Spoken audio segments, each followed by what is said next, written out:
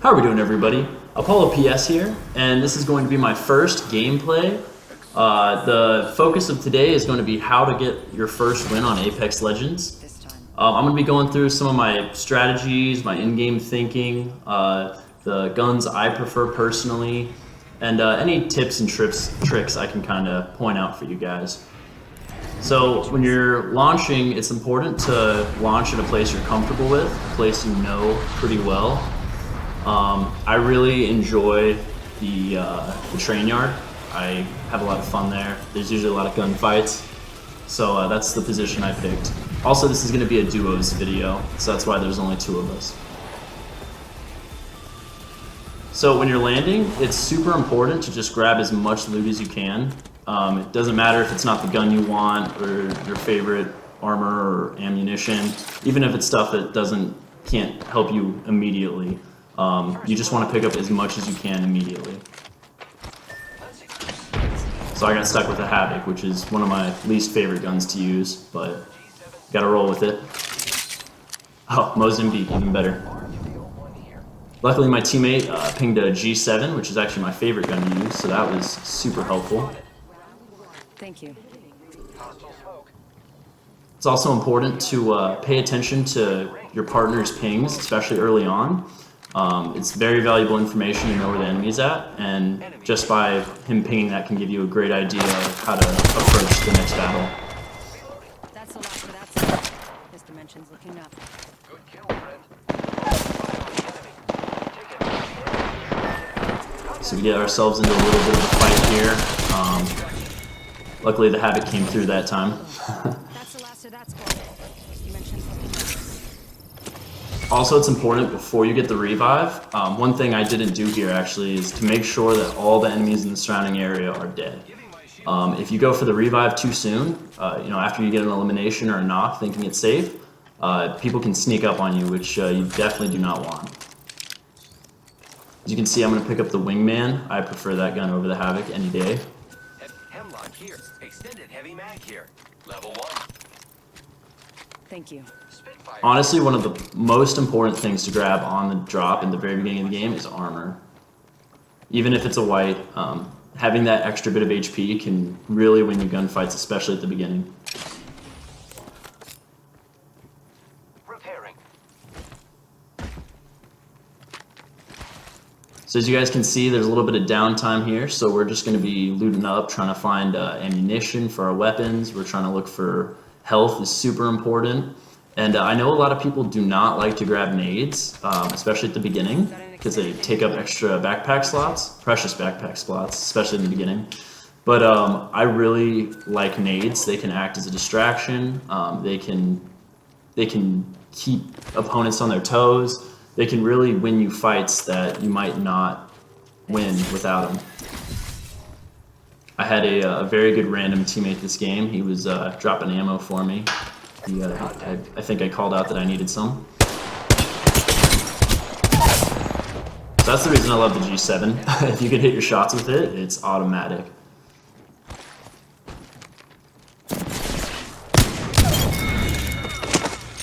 Enemy taken out. So we know there's one left.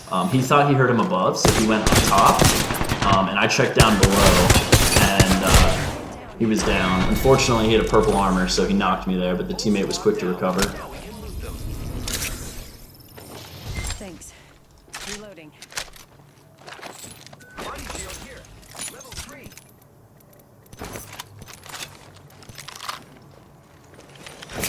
Thank you. Just pop in a med kit. Ready for the round to close. It's always important to make sure you check your circle, the map at the beginning of the game to realize where the circle is at. I've had so many games where I didn't realize how far I was away from the circle until it was closing, and it can really put you in some tight positions. So we were fortunately inside the circle. Another great beneficial part of landing at train yard. You're almost always in the circle or close to it.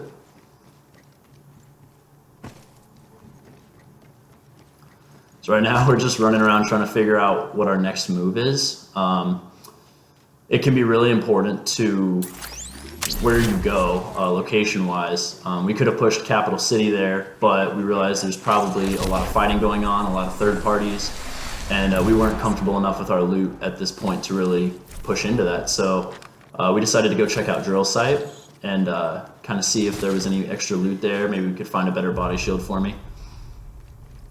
It's important to really play as a team in Apex. I can't stress that enough.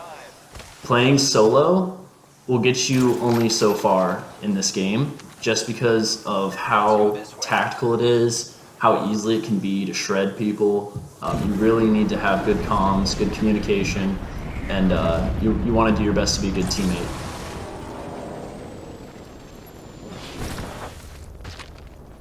So shot over the mountain. It's really cool to hit care packages early on. You can gain some really valuable loot from those.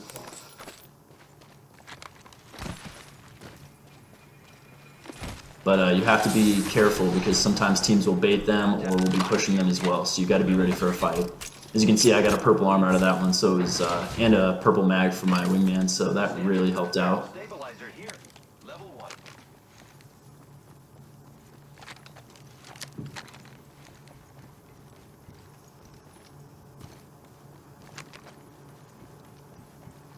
Another important thing I didn't really mention earlier, when you're looting, make sure to ask your teammates what they need, what they could use. Sometimes, even though you'll be pinging stuff, they're also looking for loot and not paying full attention to what you're pinging. They may not know what you need, or you may be pinging unnecessary things that they don't need, wasting a ping. So it's important to just kind of be aware of what your teammates are looking out for, and ask them to do the same for you, and that can really help as well.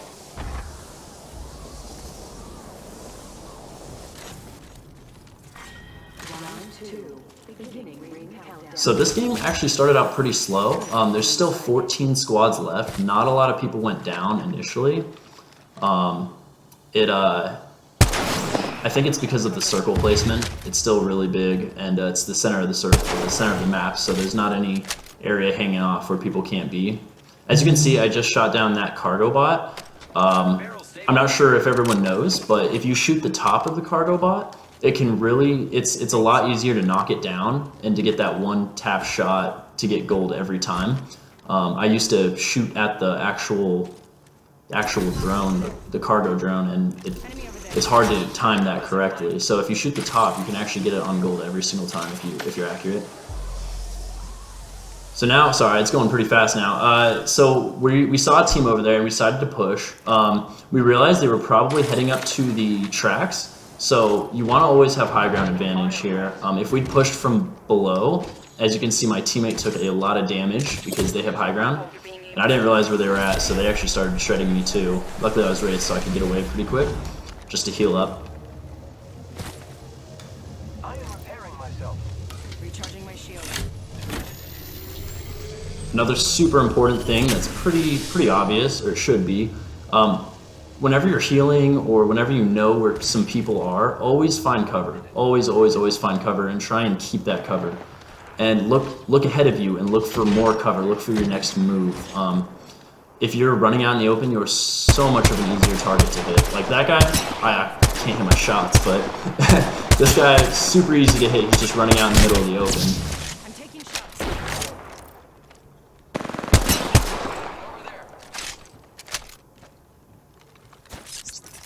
Recharging my shield. So we know one of these guys has a gold armor and the other has purple armor. The guy with gold armor, you don't want to push those guys that often if you don't do that much damage to them, just because you know they can heal up super quick by the time you make it. They were also getting third party, which was really nice, and I decided it'd be a good time to push to try and take out both squads while they're weak. But you don't want to just run in like crazy. You want to at least kind of get a grasp of where everyone's at and then push. Once you know where all the targets are at, it makes it a lot easier then, and you won't get sidetracked, you won't get shot from behind. Yeah, he got shredded. Couple of gold armors for us and knockdown shields. Pretty sure they hit the vault because they were looted. Heads up. Care package coming in. The Prowler G7 combo it has to be my favorite right now in the current meta. As long as you can get a select fire on the Prowler, I just think I honestly like it better than the R99 at close range, just because you don't run out of ammo as quickly as you do with the R99, so you can knock people a lot easier without having to reload. As you can see, when you're looting, you just want to make sure, you know, what you have, what you can fill up on, what you can use more. You want to use your backpack space as efficiently as possible, grabbing the most amount of meds. Also, I recommend grabbing shield batteries as much as possible.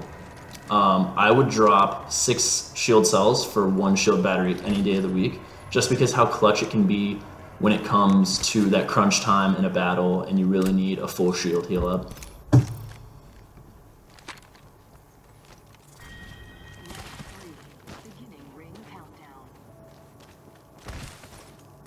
So at this point, we see the circle is going to end close to train yard, around in that area. So train yard's a great place to have an ending circle, especially if you have a Pathfinder. Getting on those top crates at train yard, the 4 top crates, you can get a huge advantage on the rest of the competition just by being up there, just from the height advantage. And it's really hard to get up there. They're very inaccessible. So the only thing you really have to worry about people coming up on you wise is if they're coming up your Pathfinder grapple, which you usually will be able to hear.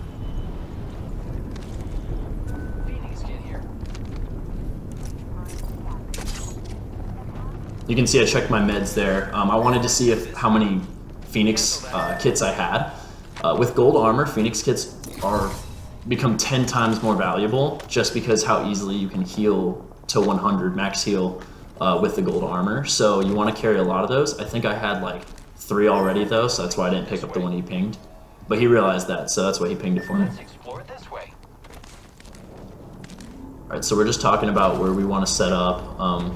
He decided he wanted to go up there, which I agree with, because that's definitely the move when you're in this area, especially late game.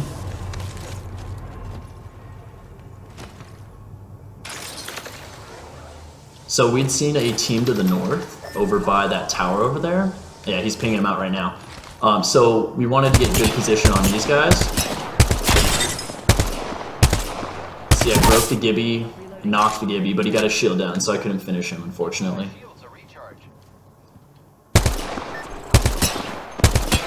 Reloading.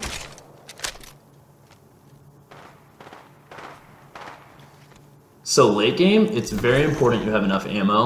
As you guys will see, I get very close to running out of ammo with my G7, just because how long this part takes and how many shots I take on people.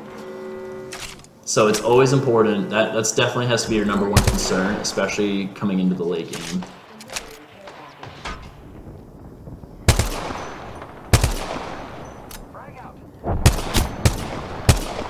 So I switched to single fire for longer range. As powerful as the double tap G7 can be, I think at longer range, it's a lot more valuable to have the single shot. You use less ammo, and you can pinpoint your shots more precisely. You don't have the kick. I think it's a lot better at long range. Just make sure to turn it back to double tap whenever medium to short range encounters happen.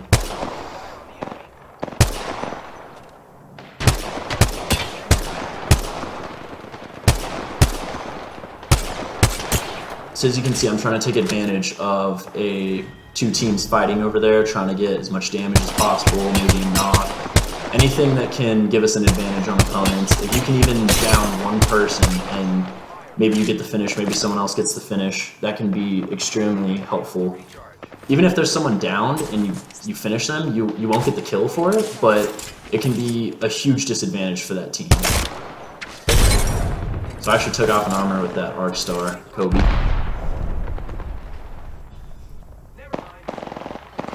Unfortunately, there's too much cover over there. I can't really get clean. I can get a couple clean shots off on people, but I can't get enough to actually do a huge amount of damage on anyone, especially when you have Gibby shields ruining everything.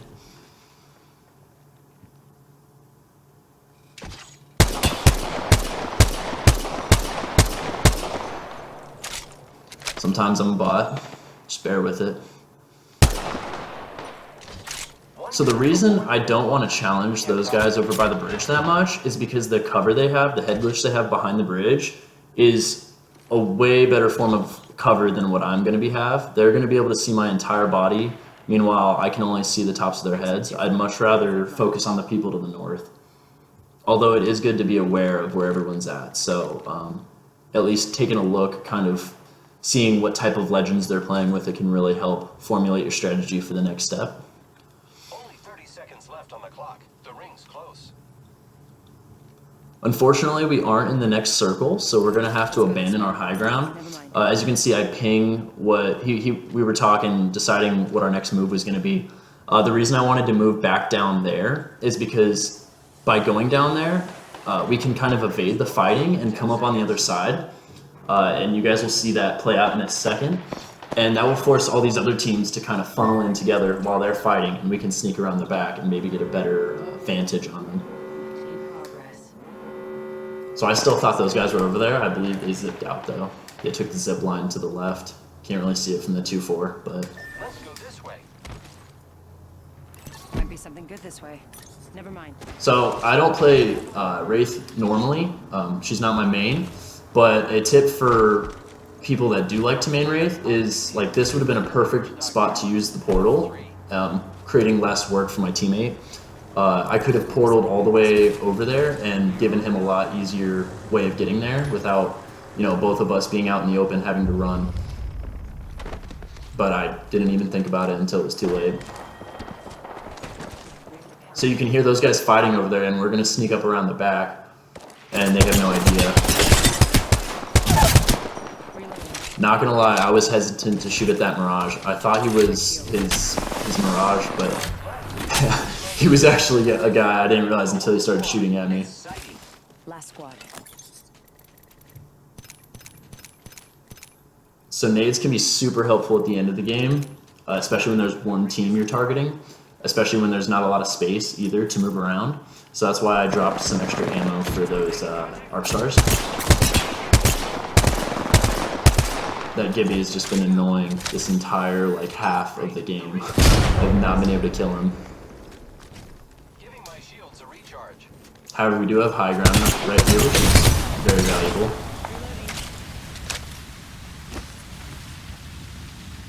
So this is the last squad. I honestly don't think I realized that until this moment. This is kind of when you have to change up your game plan. It makes it easier because you only have to focus on one squad, but you also have to realize that they're just as looted as you. They're probably pretty skilled, so you have to play it really smart. They're aiming. 10 seconds. The ring's close. So my teammate pushes. I wanted to do as much damage on the Caustic to make it as easy for him as possible. I believe he had 50 health, but he healed fully back up because he had good armor. So I ended up getting the knock here. At this point, I know it's going to be a 1v1. Just going to finish him off. Champion out. I was going to try and get the res, but my teammate was actually rezzing. I was going to try and distract the Gibby, but he didn't care because he's got the shield.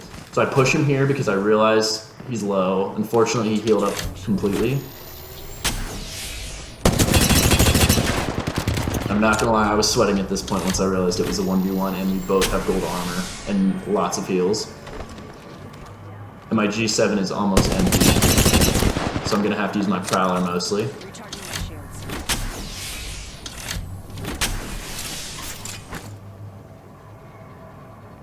So at this point, if you get into the situation, it's all about deciding when to commit. Personally, I think he would have committed there into pushing if I hadn't thrown that thermite to damage his shield a little. I think that kind of scared him a little. But deciding when to commit is the most important decision you make, besides from actually hitting your shots, when it comes to a 1v1 like this. So you want to, in order to commit, you want to do as much damage to them as possible. It's hard to be comfortable with that when they have a gold shield, and especially when they know you have a gold shield. It's hard for either player to commit because you know they can heal up so quickly. So I did a little bit of damage to him there. I thought I could try and surprise him here. Unfortunately, he jumped up to the same spot. I just hit my shots better, and again, why I think Prowler is superior. So thanks for watching, guys, and I appreciate the subscriptions, the likes, the comments. I hope I can keep putting out quality content for you guys. Thank you very much, and have a great rest of your day.